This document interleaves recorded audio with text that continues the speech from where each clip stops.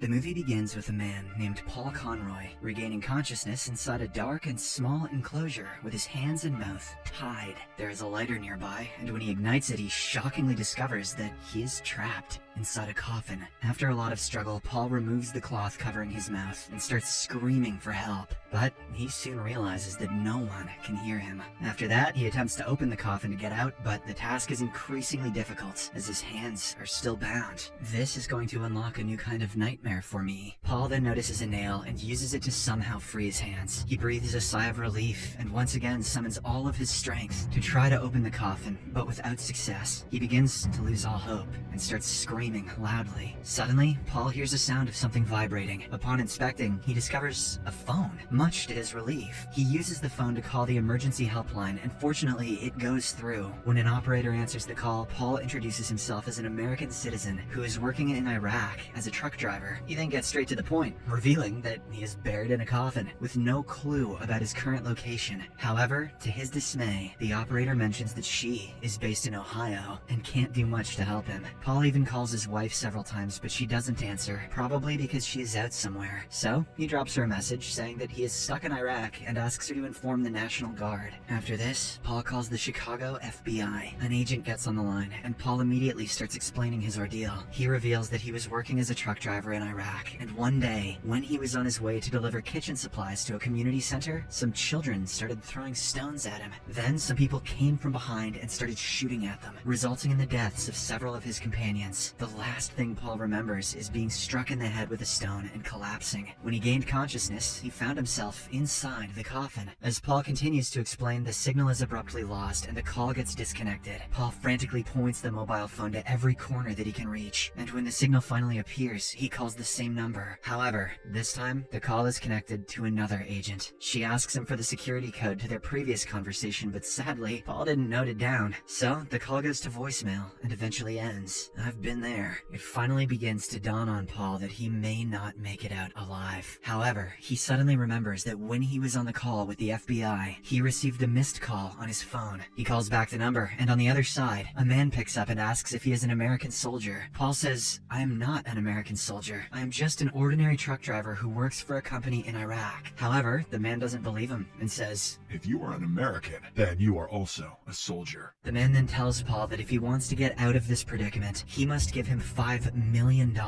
and he has until 9:00 p.m. to do so. If he doesn't provide the money, the man will bury him alive. Turns out, this is the same man who has caused all this mess. In response, Paul nervously tells him that he doesn't have that much money, as he is just an ordinary truck driver. If he had that kind of money, he wouldn't have come to work in Iraq. However, the man suggests that Paul should contact the American embassy and discuss the matter with them. He is sure that they will pay $5 million to set an American citizen free. Saying this, the man hangs up the call. Paul is pretty sure that the American embassy would never give such a large amount of money for a driver. However, he still calls the state government after obtaining the number from his sister-in-law. As Paul provides them with all the information about his situation, the woman on the line informs him that she already knows about him. It turns out when he sent the voice message earlier, it reached them instantly. Paul then explains that the kidnapper has asked for a ransom of $5 million, and if he doesn't receive the money, they will leave him to die. Unfortunately, the woman says that they cannot provide $5 million because it goes against their policy, as they don't negotiate with any terrorists. This frustrates Paul, and he tells her that it's easy for her to make a decision while sitting in a room, but he's the one who's about to die within a few hours. Just tell him you're Ryan Reynolds, dude. That'll get it done. He asks her what will happen to his family after his death. Hearing this, the woman finally pities him and gives him the number of a man named Dan, who is the commander of the hostage group in Iraq. She says that he will definitely assist in this matter. Hopeful, Paul quickly calls Dan, and the latter reveals that he already knows about his predicament. He advises Paul not to panic and assures him that he will be safe outside before 9:00. Dan also advises Paul to mute his phone to save battery and take longer breaths to save oxygen inside the coffin. Just after Paul hangs up the call, the kidnapper calls him again. Paul informs him that the American government has refused to pay the money because he is just an ordinary truck driver. Surprisingly, the kidnapper believes him and agrees to bring down the ransom to $1 million. Not much of a haggler, this guy. He also orders Paul to record a video of him asking the American government for ransom. The kidnapper then explains that a bag is present inside the coffin, and it contains a small script. Paul will have to read it out to make the video. Up until this point, our protagonist was unaware that there are other contents inside the coffin, but when he looks towards his feet, he finds the bag and becomes excited. Inside, he finds a light, a script, a knife, and a bottle of alcohol. Perfect, let's get crunk. Paul then decides to call his wife, but again fails to reach her. Just then, he notices that he is running out of battery. He doesn't understand what to do, so he calls Dan and informs him that the kidnapper has ordered him to make a video. Dan doesn't give the approval, but promises that they are doing their best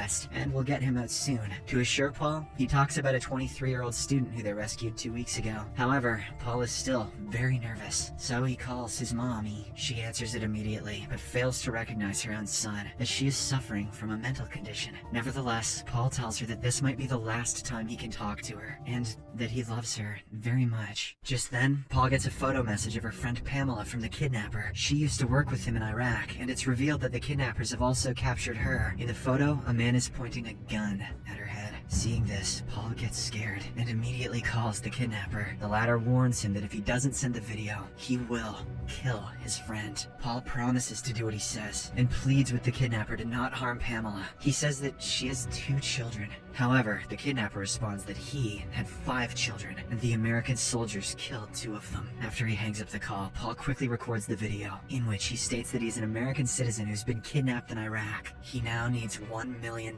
by 9 p.m. in exchange for his life. After Paul sends the video to the kidnapper, he notices a horrifying sight. A venomous snake has snuck inside the coffin through a hole. Initially, he panics and screams out loud, but once he calms down, he comes up with an idea. He uses the alcohol he found in the bag to set a fire and scare the snake away, saving his life. Right after, Paul receives a video message on his phone. In it, his friend Pamela says that despite being an American citizen, the American government didn't help her or fulfill the kidnapper's demands. At the end of the video, a person shoots her in the head. Much to Paul's horror, he panics and vomits all over the coffin. He begins to believe that he is surely going to die. Paul then receives a call from Dan, informing him that he shouldn't have recorded the video because it was a move by the kidnappers to put pressure on the US government. Currently, the video has amassed 47,000 views on YouTube. As the two continue talking, Paul hears the sound of prayers coming from a mosque in the distance. He informs Dan about this, and the latter tells him not to worry, claiming that he is really close to rescuing him. Suddenly, there is a huge explosion, causing the upper part of the coffin to crack. This allows sand to seep inside in huge amounts. Panicking, Paul scrambles to use his clothes to block the holes. He then receives a call from Dan, who tells him that his men carried out the attack, and the kidnapper might have died in the explosion. However, the sand continues to fill the coffin, causing Paul's hope to dwindle further. Therefore, he decides to record a final video for his wife and son, becoming highly emotional.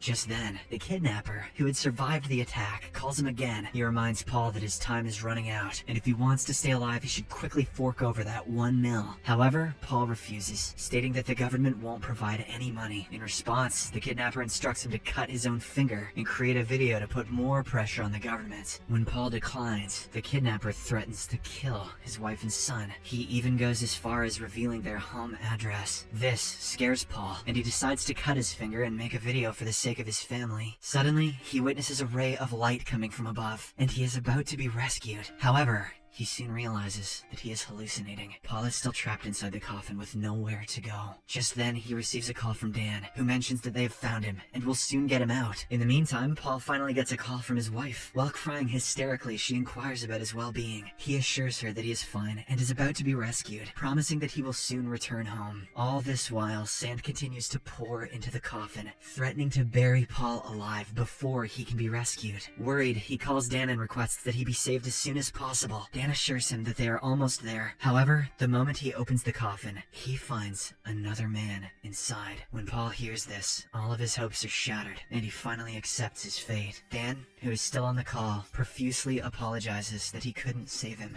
The movie ends as sand completely fills the coffin, and the lights go out.